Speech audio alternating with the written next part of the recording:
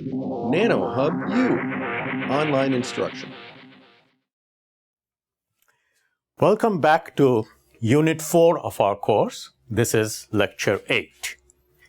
Now, these last 3 lectures, we've been generally talking about some pretty deep concepts. The second law, entropy, law of equilibrium. And all of it is kind of motivated by the basic question of trying to understand this asymmetry between electricity and heat.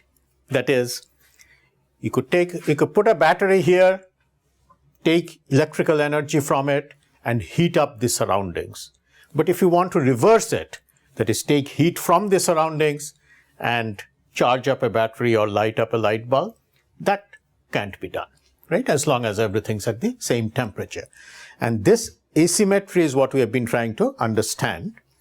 And pictorially, you could view it something like this, that usually in a system, your energy is in some specific states, let's say. And when you connect it to a contact means this reservoir where this heat is dissipated, the energy goes into many, many states or degrees of freedom. So this process of converting electricity to heat pictorially is something like this, where you start from one and go into many states. And that's why it's kind of easier to go this way than to go the other way. That is, funnel energy from many, many states and put it all into one. This reverse is much less likely than the forward one. And this is the asymmetry that is kind of described through the concept of entropy. That if there is W states here, you define the entropy as K log W. This is this famous Boltzmann relation. And you'll note that the way the entropy is defined, this logarithm, it ensures that it is additive, in the sense that if you had 2 systems, here you got 10 states, here you got 10 states. Now, when you put them together, the thing is, remember, these are what are called multi-particle or Fock space states. So if there's 10 states here and 10 states here, total number of states isn't 20, it's 10 times 10. Because it could be like one electron is in one of the states here and another one is in another state there. So total states is actually multiplied. So together you have kind of 100 states.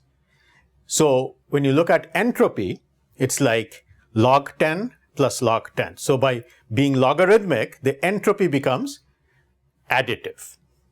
Now you could use this idea to obtain an alternative expression for this entropy, which is what we'll do in the next slide. That is, think of these little systems where you have a set of energy levels, EI, each occupied according to some probability Pi. And what we envision is an overall large ensemble of n identical systems. So that if you ask the question, how many of the state I are occupied, you'd say, well, Pi is the probability that state I is occupied in one of these. And since there are n of them, the total number of occupied I states would be Ni. And of course, if you add up all the Ni's, you'd get n. Because the probabilities over all I add up to 1. Now, using this idea, what we are going to do in this slide is get from this expression for entropy that we had earlier to an alternative expression that's very useful, that's often used, which is in terms of this probabilities of the individual states being occupied. So this is what we'll be doing. So the way you proceed is, first thing, you try to write down W for this entire large system. So for this entire large system, the way you think about it is, you have this combinatorial problem where you have a total number of objects n, and then there's n1 of one type, n2 of another type, n3 of another type. And in how many ways can you arrange them? That's a standard combinatorial problem. I won't go into that. You write it as factorial n divided by factorial n1, factorial n2, etc. Now, next step is that since we are the logarithm, you could write it as logarithm of factorial n and minus logarithm of each of these terms in the denominator. And at this point, you use this what's called the Stirling's approximation, which applies to large numbers. That is, this n identical systems, that's this large number that we are thinking of. And for that, logarithm of the factorial n can be written in this form. So each of these logarithms could be replaced using that expression. So you then have this n log n's minus n1 log n1, n2 log n2, etc. And then you also have n minus n1 minus n2, etc. That's the second term comes from the second one here. The first term comes from this first one here. Now, point to notice that this is actually 0 because of all the n1, n2, etc. add up to n. So we now have just this first term, which you could write noting that, you see, this is n log n, this is n1 log n1, but n1 itself is n times p1. So when you have log of the product of two things, it's like the sum of the two. So you could write this as n1 log n and then n1 log p1. So these two together are like n1 log np1, which is n1 log n1. So I kind of took that and wrote it as two terms. Similarly, took the second one, wrote it as two terms. Now, again, if you look, that first line is 0. Why? Because they all have a log n, and in front what you have is n minus n1 minus n2, just like that line essentially, but all multiplied by log n. And so that just cancels out. So then you are left with this second line. And now if you replace n1 with np1, you'd get something like np1 log p1, np2 log p2, etc. So this is a very standard derivation that you'll see in any statistical mechanics texts. And this then you can write in the form I have written here. That is, we start with it with log w, and with some algebra, we got to this n times p1 log p1 plus p2 log p2, p3 log p3, sum of all those things. Okay? And this form is very useful often, as we'll see. And note that this is the entropy of this entire big ensemble of n systems. If you just want the entropy of one of them, you just drop the n. Because, you see, entropy basically is additive. If you had 100 of these, the entropy is 100 times. So you can drop the n if you just want the entropy of one of these. Okay, so that's what we have then. Consider a system with a whole bunch of levels with energy EI involving particles Ni, Pi, and you have this entropy expression which is minus K Pi log Pi. Now note that the way we have done this derivation, the Pi could be any number between 0 and 1. It simply says whether a particular state is occupied or not. Okay? And it doesn't have to be in equilibrium. Of course, if it's in equilibrium, then we know that the Pi have to be given by this expression that we talked about in the last lecture, where we talked about this law of equilibrium. So if you have that, then you could write log Pi as log of 1 over z, and then logarithm of the exponential, that's just the exponent down here. So this is a special case when the system is in equilibrium. If it's not in equilibrium, then of course the Pi's could be anything. And in the next slide, we'll talk about some examples where they are not necessarily in equilibrium. But if it's in equilibrium, let's see what happens. We just want to discuss that in this slide. So if you use that, you see, first thing is consider the change in entropy of a system if the probabilities are changed a little bit. So the S depends on the probabilities of occupation of these various things, and which are kind of in this equilibrium condition. But let's say I change these P's a little bit. Now, of course, these being probabilities, if I increase P1 a little, I'll have to decrease P2 a little. I mean, all the dP's summed over all these states has to be 0. Okay? So if we just adjusted the p's a little bit, then you see it's pi log pi, so you get dpi log pi, and then you get pi and then log pi. When you take the differential, you get dpi over pi. And so that cancels out. So the second term is like summation I dpi, which is 0, because as I just explained, these are probabilities. So all probabilities must add up to, the change in probabilities must add up to 0, because total probability is always 1, can't change. So that's out. Now you look at the second term, and now we use the idea that these pi's, let's say, are the equilibrium probabilities. So instead of log pi, I can put in these two terms, log 1 over z, that's this one, and this ei minus mu ni over kt, that's the second one, right? So I guess the k cancelled with the k from there, so I got this 1 over t. Now once again, this term you'll notice log 1 over z is a constant independent of I, which means you could pull this out. So what you have here is summation I dpi, which is basically 0. So you can drop that.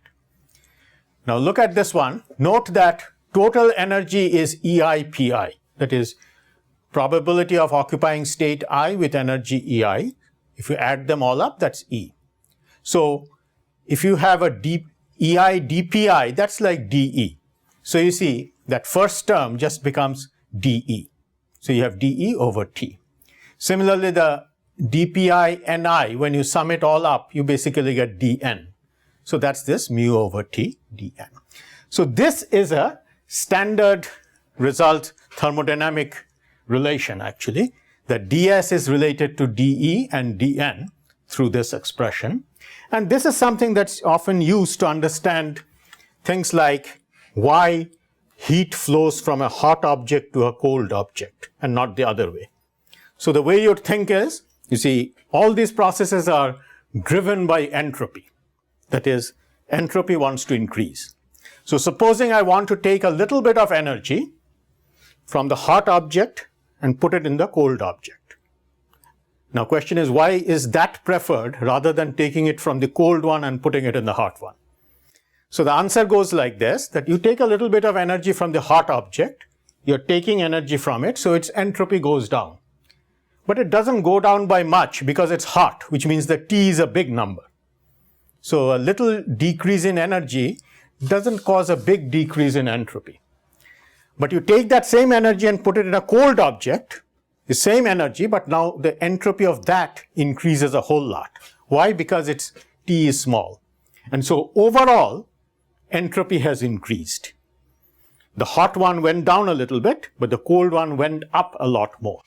So that is how you kind of understand why energy always wants to flow from hot to cold. Similarly, you could understand why particles always want to flow from high mu to low mu. Like we have discussed always, it's this mu1 minus mu2 or f1 minus f2. It always wants to go from high mu to low mu. Similar argument. Overall, the point is it is entropy driven. Now, but that's only about equilibrium systems. In general, we could think about, let's say, something like this. Let's say in a solid, we have a collection of spins. What I mean by that is, these are not the moving electrons. These are, let's say, some fixed things, like you have magnetic impurities. So a magnetic impurity in a solid, which could, let's say, point up or down. And you got lots of them. And your electrons that are actually moving in your device, they could interact with that, but we'll come to that later. Right now, we're just thinking of these little magnetic impurities which are fixed in the lattice at different points. And at equilibrium, what would happen is they would just randomly point up or down. And assuming that there's no interaction between them, the overall energy is fixed. I mean, we could just call it 0. It's a constant thing. Now, here we have a state, it could be up or down, same energy, whether it points up or down, but it could do either one. So you'd have a situation like this. But what is the entropy of this? So you could use our new formula to find that entropy. You could say it's this minus k, it's up or down with probability half. So we have got I, there's two states. This summation has two possibilities, up or down. So if it is up, you get half, pi is half, log half. And down, again half, log half. Now, there's two halves here, so basically it is just log half. And log of half is minus log 2. So that takes off this minus, and you get k log 2. So that would be the entropy here per spin, which means if you wanted the entropy of n spins, it would be nk log 2. Now, there is this intriguing similarity between this entropy and another quantity that's widely used in information theory, and that's where Shannon's name comes in. So information theory, the way you're thinking about it is, let's say I'm sending information by sending a bunch of bits, bits like 0 and 1. So how much information am I sending per bit? And the way you measure the information is pi log pi. Again, looks exactly like that, but it's a different quantity. You see, this one has a k in front, so it has actually a unit. It's a measurable thing like, k is joules per Kelvin, right? It's a quantity with a unit. This actually is just a number, actually. And I've written it as natural log here, but usually in information theory, especially in digital communication where you have 0 and 1, you might use a logarithm with respect to 2, for example. And that's kind of like taking this and putting some other constant in front, which we won't worry about. But the basic point is this is this dimensionless quantity that measures the information content of a signal consisting of, say, ones and zeros. Now, how do you connect the two? Well, the way to think about it is that before you send me any signal, it's like there's a wide variety of possible states that I could have got. You see, because this signal, the way I've written it, if you view this as a signal, it's like 1, 0, 1, 1, 1, 0, 0, etc. But the point is, you could have had many other possibilities. This one could have been down, that one could have been up, etc. And before you send me the signal, I have all these various possibilities, and I don't know what it will be. But as soon as you send me a particular signal, let's say all up, which is 1, 1, 1, 1, 1, 1. As soon as you send me that, I kind of know exactly what it is. So I've got information. And here, because it's this one particular state, the corresponding entropy is 0. So I didn't know anything about it. It was kind of all kinds of possibilities, and that had this entropy. As soon as you send me a signal, it's this. So the amount of information that I've sent you, it's sort of like I had all these various possibilities. As soon as I send you a signal, it's like zeroed in on one of them. So how much information did I send you? Well, it's like I had 1,000 possibilities, but I zeroed in on one. So this difference in S or the difference in H, that's kind of the measure of that information that we have sent you. So that's kind of the subtle connection between this thermodynamic entropy and the information entropy. Now the question you could ask is that supposing I had this bunch of spins which I prepared in this very specific state, let's say all ups. And if I leave it to itself, then it will interact with its surroundings and gradually go to the equilibrium state with a higher entropy, because there will be many, many possibilities, and it would gradually go from here to here. And that would then count as a loss of information. That is, to start with you here, and then you have lost all the information, and it has gone into all these myriad possibilities. Now, what I'd like to point out is that this loss of information, if you were clever and if you designed the device properly, you could actually convert to useful energy. That is, earlier I had mentioned that if you had a device, everything at the same temperature, second law prohibits you from taking heat from the surroundings and charging up a battery or lighting up a light bulb. But supposing we take this device and couple it to a set of spins which are all in the pointing up. So you see, before I coupled it, we had this second law which said the total amount of heat you take from the surroundings must be negative, because the total entropy increase must be increasing. But as soon as I couple it here, then you see there is this process by which this is gradually changing over into this, because as it is interacting with the electrons in the channel, the electrons that flow in the external circuit, it's interacting with that and causing an increase in entropy here. So the second law now says that whatever we had before then, and then there is this entropy increase that's going on, and that has to be added on here, because remember, this term is like the negative of this entropy, negative of the entropy change. So this minus delta S. So second law now requires this. What that means is that the second law now says that the amount of heat that you take from the surroundings doesn't have to be less than 0, but it could be anything up to delta S times T. So in other words, you are now allowed to take some amount of heat from your surroundings and charge up a battery, because the entropy is increasing. So you're kind of paying the cost in entropy here. And the point to note is, you see, whether they're all pointing upwards or whether they're random, the energy is the same. All pointing up, because up and down have the same energy. So it is not as if that the energy for the light bulb came from this system of spins. That energy is fixed, nothing's changed. Where did that energy come from? Well, you actually just took heat from the surroundings and lighted it up. And that's ordinarily second law would say, no, you can't do that. If you just take heat from the surroundings, you'll be decreasing the entropy of the universe. But now, because you're increasing the entropy of this, the thing is, you are allowed to decrease the entropy of the rest of the world a little bit. And so you could generate a certain amount of energy.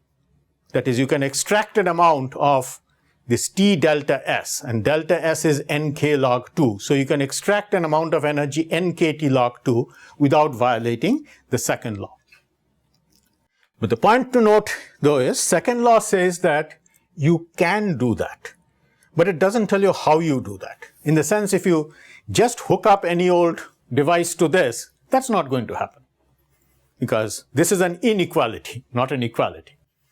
So in order to actually make this happen, of course, you have to be clever. You have to figure out how to design the right device. Only thing the second law tells you is that in principle you should be able to design a device, and so it may be worth thinking about. So what we'll do in the next lecture is we'll actually talk about how one could design a device like this, which would take this loss of information and turn it into useful work. So that's what we'll do in the next lecture. Thank you.